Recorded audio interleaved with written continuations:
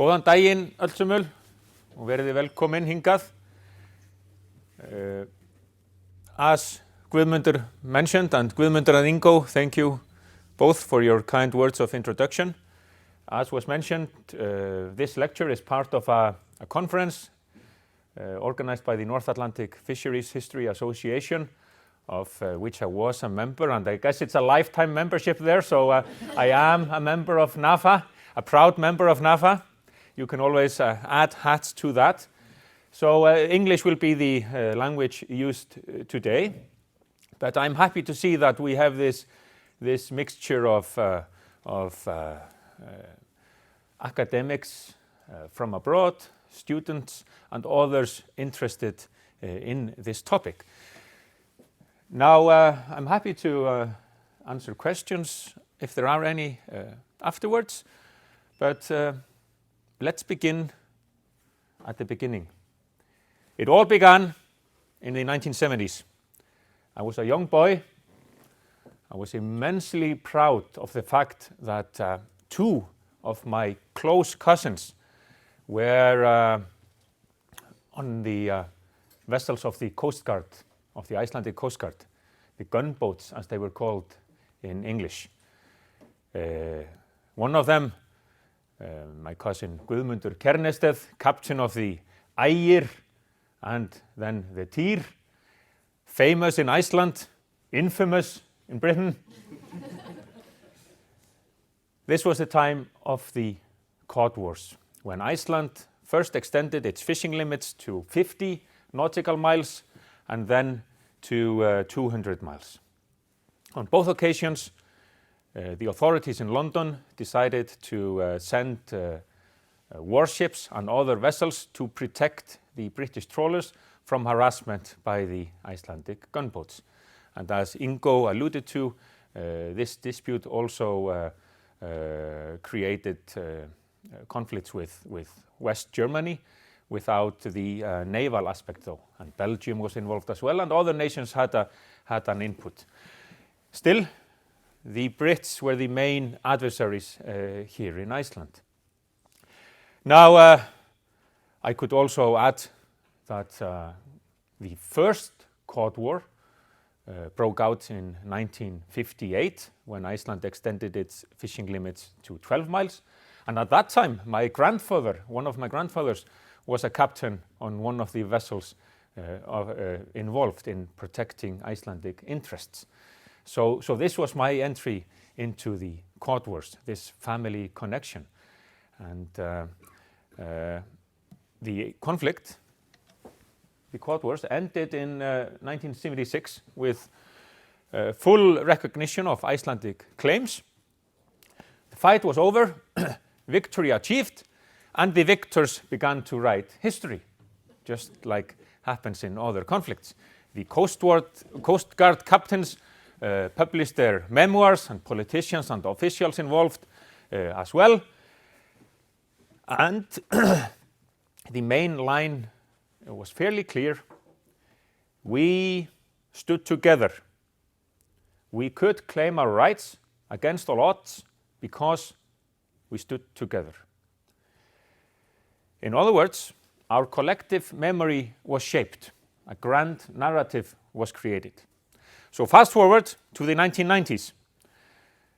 Then I was a student of history, and I was eager to update and revise the history of the Cod Wars, such a significant part of our recent past. There were some who questioned that choice. What new is there to say? Has not the history of the Cod Wars been written? Don't we know what happened? I happen to disagree and pointed out what new there could be to say. So in 2002, I was a PhD student in England and came to Iceland to attend a history congress, Söguþing, a congress we held here every 5 years. I summarized my thoughts on the Cod Wars in by raising 10 questions. First, and it went from easy to difficult, as it were. First, how many were the Cod Wars? Well, looks like an easy question, but another historian of another generation had published just after the conflicts ended in the late 70s a book, 10 Þorskastri, 10 Cod Wars. And it was basically, it sounded sexy, that title, good title. But there, almost for promotional purposes, and I'm not saying that's bad in any way, Björn Þorsteinsson, the historian in question, described earlier conflicts as Cod Wars. But, you know, you need to disagree when you're a young, eager revisionist historian. So I said, no, actually, it's fine, you know, 10 Þorskastri, a good title and all that, but there were only 3 Cod Wars, because we only started using this term in 1958 at the outbreak of the first Cod War. A British journalist coined the term, very funny, haha, Cod War, and it stuck. So that was the answer to the first question. How many were the Cod Wars? There were 3. The second one was a bit difficult. Were the Cod Wars proper wars? Is the term justified? The clashes at sea were certainly serious and could easily have led to losses of lives and ships. And one Icelandic shipmate actually died after a collision, and he was welding, preparing damage after the collision, and was hit by a wave and died. But the British frigates never used their firepower or other weaponry, mortar, for instance. And the Cod Wars do not measure up to standard definitions of armed conflicts or war. You have to have a certain number of casualties, constant use of armory, for instance. Moreover, lest one be accused of ignoring previous research, I pointed out to the fact that other scholars, other people who had written about the Cod Wars had pointed out the very same fact, that actually the Cod Wars should not be grouped with other conflicts which we can easily describe as wars. I don't know, the Falkland Islands conflict, for instance.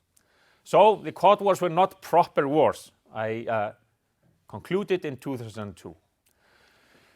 3, the third question, what sources should be used to tell the story of the conflicts? And here I warned against an uncritical reliance on the stories of the participants, their tales. Although their versions of what went on were undoubtedly important and not necessarily untrue, they were told from one perspective. The captains, for instance, they were telling the story from their own point of view, from their bridge, as it were. And we had to take that into account. Furthermore, archival sources would always give us a new dimension. We were experiencing that around that time with sources on the Cold War, for instance, opening up, giving us a fresh insight into the Cold War, new sources, new interpretations. This is what would always also happen with the Cod Wars, I concluded. So not this reliance on eyewitness sources, but also an added dimension. That leads to the fourth question. Who should write the history of the Cod Wars? I well remember when I first went to visit my cousin, Guðni Th, then retired, a national hero. And I told him, well, Guðmundur, I'm going to write the history of the Cod Wars. And he he smiled or not smirked, grinned maybe. He grinned, hann glotti in Icelandic. All right, what do you think you know about the Cod Wars? But then he was supremely helpful, very understanding actually, when we were debating the fact that viewpoints matter. Never giving up his own viewpoint, of course, but understanding the fact that others could see the past from a different perspective.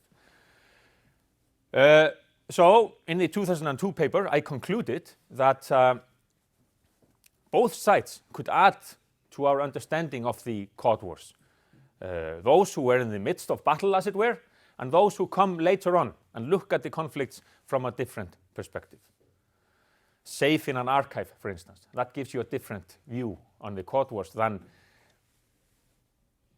if you were on a vessel that is being rammed by a frigate. That, of course, influences your view on the whole thing. So 5, were the Cod Wars inevitable? Could they have been avoided through a greater degree of mediation and compromises? On closer look and through access to declassified documents, you could see this question being raised by Icelandic officials and politicians, arguing at some stages in these conflicts that, yes, we could actually seek an acceptable solution here. Immediately after I gave the talk, a person came up to me and said, like, are you saying the Cod Wars were not necessary? Are you saying the Cod Wars were just futile? No, I wasn't saying that. But I was trying to get the point across that there perhaps has been too much determinism in our view of the Cod Wars, that everything was inevitable, that other ways were not open to us.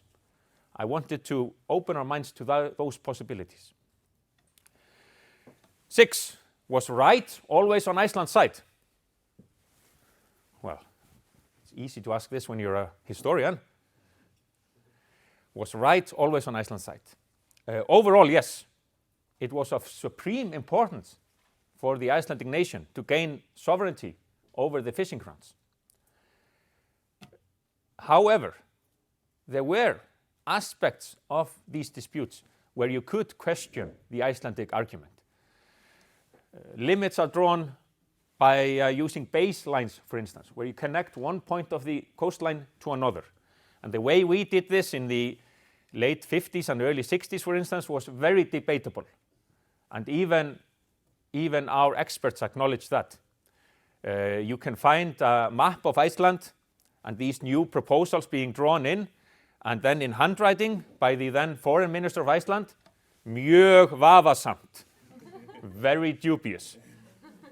But still, we got away with it. Furthermore, some of Iceland's experts and officials were wary in the early 1970s about Iceland's claims that we could extend fishing limits unilaterally. Our leading jurist, Hans G. Andersen, for instance, questioned that publicly and more so in private also. So overall, right was on Iceland's side, but when you take a closer look to the disputes, to particular episodes, you can find cases where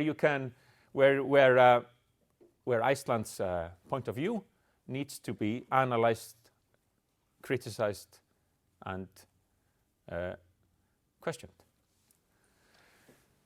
7, was the nation united in the Cod Wars? Again, the overall answer is yes. The Icelanders were almost to a man and woman united on the need to extend the fishing limits and gain control of our most vital resources. There was unity on that. There was also unity when British warships showed aggression in Icelandic waters and lives were put at risk. However, again, that is the problem with being in academia. There's always an assertion and then however. On the other hand, I'm now, going a bit off script, but when I say this, I'm reminded of what another president said, Harry Truman. He said, I want a one-armed advisor. And then the person he was talking to said, why, sir? Why do you want a one-armed advisor? And he said, I don't want this on the one hand, on the other hand, constantly. Just want advice. So, on the one hand, the Icelanders are united. On the other hand, not. There was constant disunity on tactics and methods. Many Coast Guard captains blamed the politicians, the statesmen, there were hardly any women involved, for a lack of courage, for not giving them enough leeway. The political parties quarreled among themselves, government versus opposition. And even most importantly, the grand narrative of the Cod Wars, the vision of full unity, downplayed the fact that 2 of the 3 Cod Wars ended in a compromise, in a treaty, which was on both accounts hotly disputed in Iceland. This is treason, the opposition exclaimed in 1961 when the government pushed through a compromise, a treaty on the end of the Cod War. Total treason, they said in 1973 also, when the Prime Minister at the time went to London and signed an agreement with the Premier of Britain about the end of the Cod Wars. Government almost collapsed. And these settlements, these compromises, do not fit well with the grand narrative of full victory and unity all the time. So, in short, the image of full unity was exaggerated in the grand narrative of the Cod Wars. 8. Only 10 questions. Count your blessings. Question number 8. Why did we win? The determination and skill of the Cod War crews, the Coast Guard teams, must not be downplayed. They showed supreme skill, and their vessels were good for combat of the kind we played in the disputed waters, of trying to cut warps from British trawlers. The gunboats were better equipped for that than the frigates were to prevent it. And the skills were paramount at sea. However, again, there is this bloody however all the time. However, when we look at the grand picture and try to get a reply to the question why we did win, we have to consider other factors as well, not just the situation at sea and the bravery of the Coast Guard captains and their crews. No, we have to look at the strategic importance of Iceland, for instance, how we could use and abuse the importance of Iceland in the middle of the North Atlantic, in the middle of the Cold War. Figuratively speaking, we could pick up the phone and dial Washington, D.C. and say, unless you support us and ask the British to back down, we're calling Moscow next time. Of course, this is an imaginary phone discussion, but this should give you a rough idea of the importance of Iceland during the Cold War and how we could use that to our advantage in those conflicts. And of course, the British side was well aware that you cannot just open fire on a NATO ally. That would be the end of it. Furthermore, I warned against an embellishment of Iceland's importance when it came to the development of the law of the sea. Yes, we played our part. Yes, we were listened to. Yes, our voice was heard. Hans G. Andersen, present at practically all law of the sea conventions in the latter half of the 20th century. However, we should acknowledge and respect, and gladly do that, the initiative taken by other states, in particular the states of Central and South America. If we want to claim that we led the way and therefore were able to declare a 200-mile nautical limit in 1975, we must omit the fact that the Latin Americans were doing that in the 1940s and 1950s. So how do you connect that? Leading the way, 200 miles, 75, others were doing it in the 1940s and 1950s. So I warned against an embellishment of Iceland's influence on the law of the sea. There were others who paved the way, and we followed. Again, however, let's not belittle the fact that here in the North Atlantic, we were certainly in the forefront. But if you look globally, you have to take into account influences and decisions and paths broken elsewhere. 9, domestic politics. In my PhD and other works, I cited the theories on the importance of domestic politics in the formation of foreign policy. And you could so easily see this in Britain. The British decision makers were always hampered by misunderstandings and outdated notion of British grandeur and importance, misunderstanding of their might at hand, and they were too influenced by local interests in the trawling ports. So domestic politics played an undue role when the authorities in London decided on what to do, especially in the late 1970s. When you look back, it was a folly to embark on this mission of Royal Navy protection. A folly understood when you look at the importance of domestic politics on the formation of foreign policy. But here in Iceland too, it amounted to political suicide almost, to call for compromises, to call for understanding, to call for reason. And that also influenced Icelandic decision-making in the Cod Wars. So this connects with also where the Cod Wars inevitable question of before. So 10, finally, the final question in this saga. Are the Cod Wars over? And this comes back to the title of this talk. Are the Cod Wars over? I asked in 2002, and it was seemingly a silly question. Of course they're over. They ended in 1976.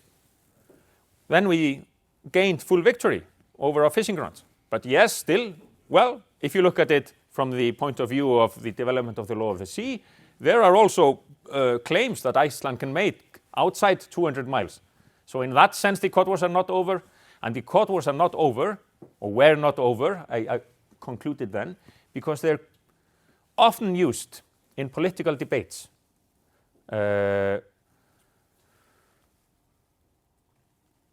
Because you can use them to stress the need for unity, as long as you don't listen to revisionist historians. One of my colleagues had stated, the fight for Iceland's independence is over. And I was alluding to that, because there the conclusion was that we have gained a more nuanced understanding of our independence struggle. It is not with nationalistic overtures. Time has worked in the favor of a more nuanced version. And I was saying in 2002, this is also what we can do when we look at the Cod Wars. The waters have calmed. We can safely tell this story from a different and fresh perspective. So it ended like this. Þorskastri, ðunum lokið. Cod Wars are over. So that was my take in 2002 as a young, eager, revisionist PhD historian, ready to take on accepted wisdom and so on and so forth. And other writings followed. I delivered papers at NAFHA conferences, and I wrote an article in Skírnir, a scholarly journal in Iceland, in late 2008 about the myths of the Cod Wars. And all this revisionist, critical and fresh approach served me well in academic circles. I was an up-and-coming historian. I do not, want to exaggerate anything there, but I was among a group of young historians eager to give a fresh version of Iceland's history. I mentioned an article written late 2008, and that timing was noteworthy because around the same time the Icelandic banking system collapsed, leading to bitter disputes between Iceland and other countries, in particular Britain, and the Icesave dispute, where interests were certainly at stake. And in a sense, the Cod Wars were then revived. The traditional narrative on how and why Iceland won the Cod Wars was revived. And in a lecture I delivered in 2013, I asserted that in general, the public and the politicians seem to prefer the old version of the Cod Wars and other aspects of Iceland's history, as heroic tales, regardless of the historian's efforts to revise and rewrite history. I said there was a schism between those opposing sides who watched each other with suspicion. You would have the public and the politicians who saw isolated academics in their ivory tower. But then, on the other hand, you had the historians who considered the public and the politicians to be ignorant of latest research and unwilling to see the past on its own terms, not as a tool in political and nationalistic debates. Now, at the same time, I realized that you're not going to change the world through academic journals and lectures at NAFHA conferences. I wrote a small book on the Cod Wars for the general public. Well, it did not sell well, but if you want to read it, you can see an effort to combine academic research and an interesting narrative. That was always the aim. And I publicized my findings in the media, dug something interesting out of the archives, front page news in Morgunblaðið and other papers. And I got my students to write essays on the Cod Wars, and we published those on the website of the Icelandic Coast Guard, providing history for the general public. I took history students to Óðinn, the Coast Guard vessel that lies next to the Nautical Museum in Reykjavík Harbor. And there, Captain Ólafur Valur Sigurðsson would greet me and the team of history students and tell them tales from the conflicts at sea, including when he was prisoner on a British frigate for days in the First Cod War, and when he almost drowned with the vessel he was on in late '76 after a collision with a British frigate. Óli Valur, blessed be his memory, he was a great storyteller, and he wore his captain costume, and the students loved him, international and domestic. Once he was interrupted, his phone rang, and he took the phone and said, "Hello, I can't talk to you now. I'm telling fish stories to students." He was wonderful. So, furthermore, I planned to write a history of the Cod Wars, the authorized and definite history of the conflicts. Well, definite until the next generation would come and argue with everything I said. A multi-volume work where you would describe and analyze the Cod Wars in all their glory and in all their importance, but also in all their complexities and contradictions. Get it all together. The great narrative, tales of clashes at sea, conflicts on land, misunderstandings, hesitations, mistakes, the history in its full version. But then something happened. I ran for president. It was the next step on this academic journey, and I had climbed the ladder. I had done it all, from being a part-time lecturer with pitiful pay and heavy teaching load to assistant and associate professor, and finally the Holy Grail. I got 1 month as full-time professor, July 2016, and became president of Iceland on the 1st of August. And what a tremendous honor and privilege that is every day. But it's good to be back in room 301 in Árnagarður. Now, during the campaign, I quickly found out that having been a revisionist historian, questioning the grand narrative of the Cod Wars did not necessarily endear one to all voters. Some people accused me of disloyalty and disrespect for the country and the honorable memory of those who fought in the Cod Wars. And in particular, my contention that the Cod Wars did not constitute proper wars caused ire in some circles. And the words about the ignorant public were taken completely out of context, if you ask me. And I sometimes recalled a comment by Richard Nixon that people can get far more excited working against a candidate than they can working for one. This I quickly discovered in the spring of 2016. But conversely, many of the younger generation, you good people here, deemed it absurd to have the Cod Wars and my findings on it as somehow central in a presidential debate in the summer of 2016. And afterwards, peace has more or less prevailed, and I have heard from people who criticized me then that it's all well and good now. They can see better now, my point of view.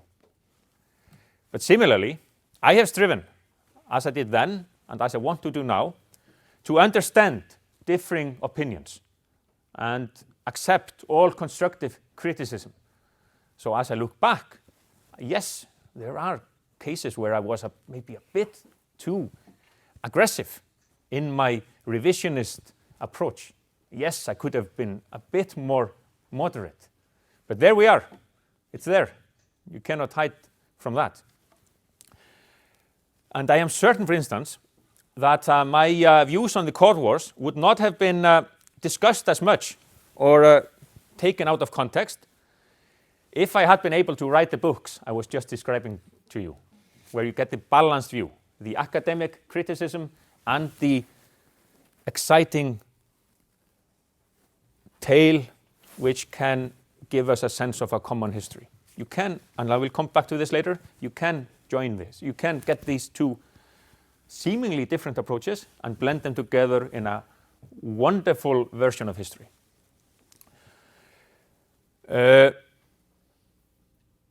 It would have been interesting to tell this tale. It will be interesting one day, hopefully, to strike the balance between a critical approach, a fair account, and the public need and want for stories that we can appreciate, as stories that can unite us.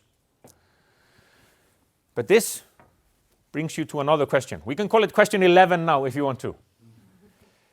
Can one operate under the critical and ethical code of historians to search for historical truth? And I'm not going to go down the road of whether you can actually get one version of history, historical truth, postmodernism, and all that. Leave that aside for a moment. But can one do the search? Can we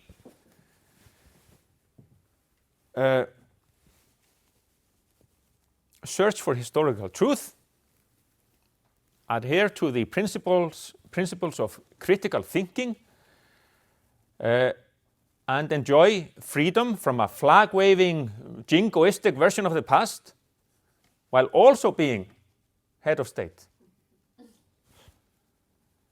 It is almost written into my job description now to be optimistic, to be positive, proud of the nation's achievements, determined to promote unity and patriotism in the land. Can we combine the two? During the campaign in 2016, I gave this some thought, and I said something on these lines.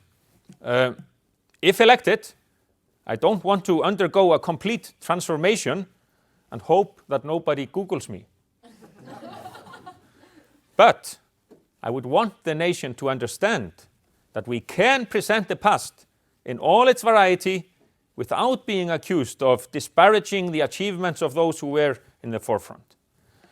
And this balance needs to be found every day here in Iceland, and even more importantly, in other parts of the world. We are small, we are innocent, we are unlikely to harm others here on this island in the middle of the North Atlantic. In one of his books on Eastern Europe, historian Timothy Snyder mentions how contemporary authorities convey historical myths to a mass public. We historians and others must counter that tendency. We must produce a fairer account of the past, especially when people in public positions try to distort history for their own political purposes. At the same time, again, however, historians need to acknowledge people's need for a common understanding of where we came from and where we are heading. We can be both proud historians and proud patriots, critical historians and critical patriots.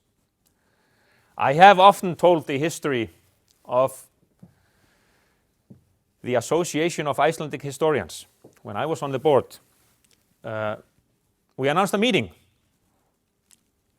an evening meeting, the end of nationalism, with a question mark. So, the day arrives when we're going to convene that evening and discuss the end of nationalism. Well, we did not. We sent out an email. Dear colleagues, the evening meeting on the end of nationalism has to be postponed. The Icelandic men's handball team has a vital game tonight, and nobody's showing up. And for those outside who do not know me, I'm a huge sports fan, and I would never ever have agreed to have this meeting had I realized that it was on that particular evening. So yes, we need to understand the power of positive patriotism. It is our task to foster in our national identity a feeling of open-mindedness and inclusion. When we talk about us, we need to do this, we need to do that. Our definition of we must be open-minded, inclusive, not intolerant based on a narrow-minded understanding of the past and the present. So we need to find the right balance. Looking back and looking into academia from the outside, as I do now, I also wonder about some aspects of that world. The emphasis on revisionism, for instance. This obsession with novelty, as some people have put it. Here's one example from academia. Frank Ankersmit, that famous historian, he said, "Thus, the essential duty of the historian is to be original and to refrain as much as possible from repeating what his predecessors in the investigation of a particular topic have said." I have also become more convinced that we need to strengthen the ties between the academia and the outside world, between the ivory tower and the commons, as it were. And then we can meet at the marketplace. We can produce books, we can produce documentaries for a history-hungry public.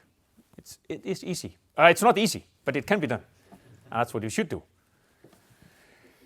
Again, a quote on this, John H. Arnold, in a very short book, History, a very short introduction, fairly popular work on the practice of academic history. Arnold wrote, "There has been an increasing gulf between the general public and the academic historian. Writing for learned journals or publishing monographs with university presses generally means writing for an audience of under 500 people. So this is the task as well, to create and strengthen the connection between the academia and society in general.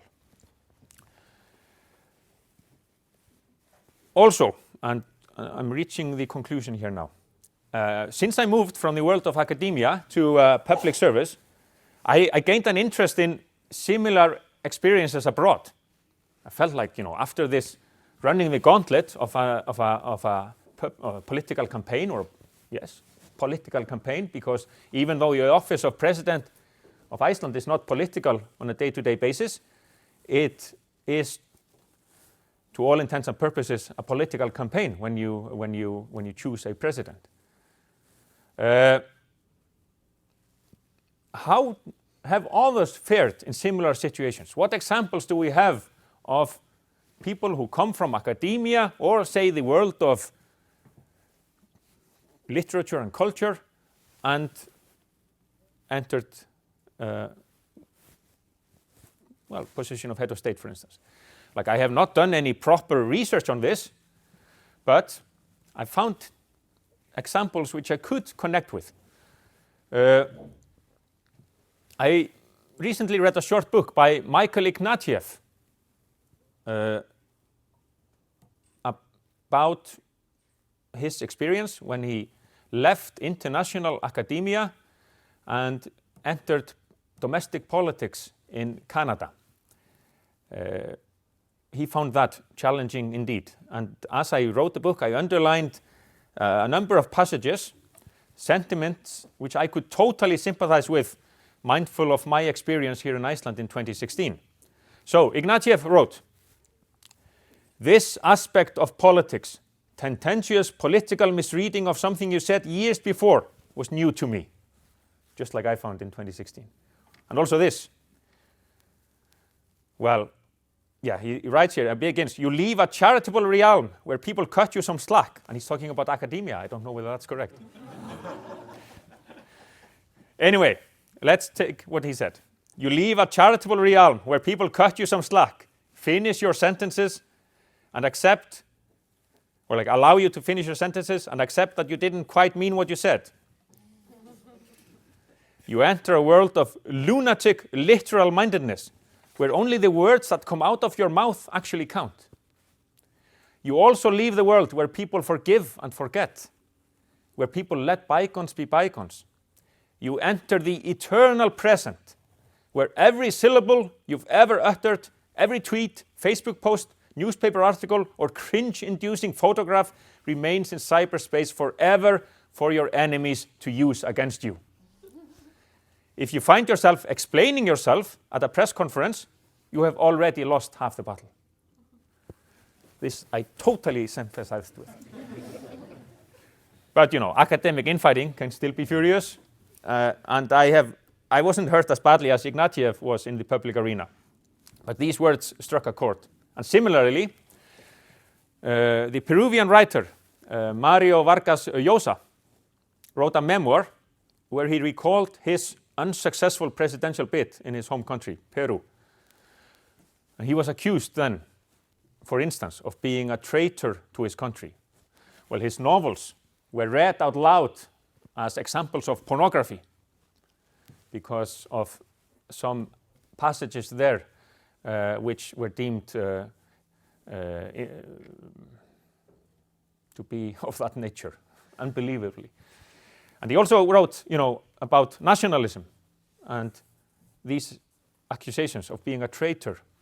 And he wrote, "The hate office, digging around in my bibliography, found many statements of mine and quotations I had cited in articles and interviews attacking nationalism as one of the human aberrations that has caused the most bloodshed in history.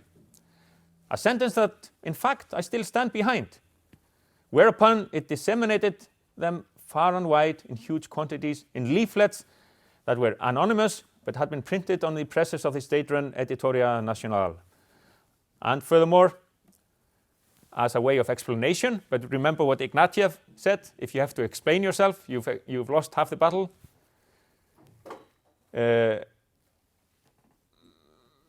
Llosa wrote, or Mario Vargas, "It is an error to confuse nationalism and patriotism. The latter is a legitimate feeling of love for the land where one was born. The former, a 19th century doctrine, restrictive and antiquated." Now again, however, you can always put an however there, you can be a patriot and feel a love for the land where you were not born, but has become your adopted country. And, the essence there is the distinction we have to make between nationalism, aggressive, patriotism, positive. So, let us finally go back to the Cod Wars. Have they ended? Yes, of course. They ended in 1976. Dear students, if you're asked that question, if you have a question, when did the Cod Wars end? And you have 4 options, choose 1976. However, still, they live on. And that is good. That is brilliant. Otherwise, there would be nothing for me to do, nothing for you to do. I'm on unpaid leave. I'll be back. The Cod Wars are not over, and that is the beauty of history, the beauty of historical research. And the need for narratives lives on. The need for a collective memory, the need also for many histories, the need for diversity and freedom in our historical research.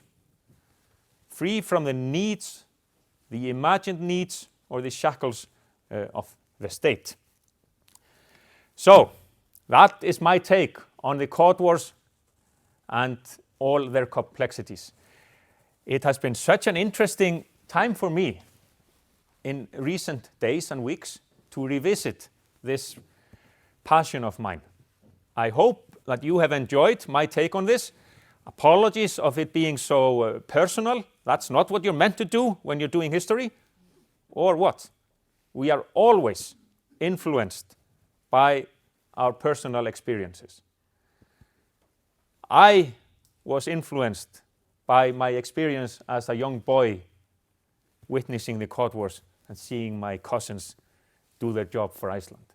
I was influenced as a student learning about the need to write history free from